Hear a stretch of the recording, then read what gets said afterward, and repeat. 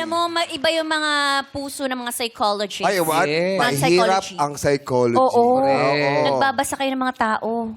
Hindi naman po. Panguhula pala yun. Panghuhula. Ah, may kurso ba sa ano yung panghuhula? pag-graduate niya si Master Hans? Kapala, binabasa yung pala. Pag-graduate niya, Master Hans. Babasa lang ta. Red, bakit psychology ang pinili mong kurso? Kasi po, nakita ko yung news regarding sa mga psychologists, psychiatrists, and psychometrician natin sa bansa. And kulang na kulang po tayo sa Yes, psychologists. tama. Yes. That's why pinili ko na ang psychology ang course ko or program ko para makatulong sa ating bansa po. Yes, Oh, mental salamat health doon, kasi Red, ang ah. hirap na rin talaga ngayon, di ba? Yes, Kulang na po. kulang tayo dito sa Pilipinas. No?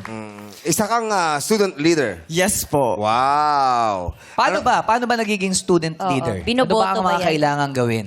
Actually po, sa school po namin, meron kaming campaign or election.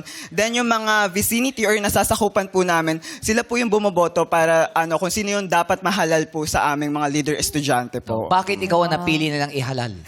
Siguro po with my passion and dedication po sa pagsisilbi, simula nung elementary pa, at the same time yung credentials ko po, kaya nila ako binoto. Siguro yun po yung reason.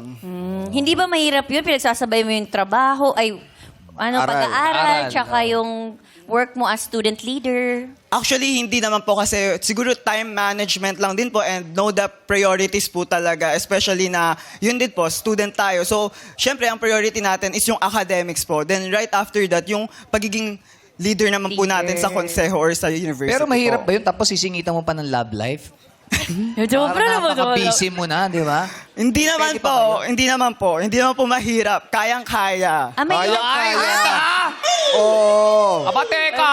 parang Ano Time- ibig mo sabihin Time doon? management galing yan. niya talaga. Pag gusto, maraming paraan. Yes, Ganun ang mga in love. So, in love ka ba, Red? Yes po. Ay! Ay!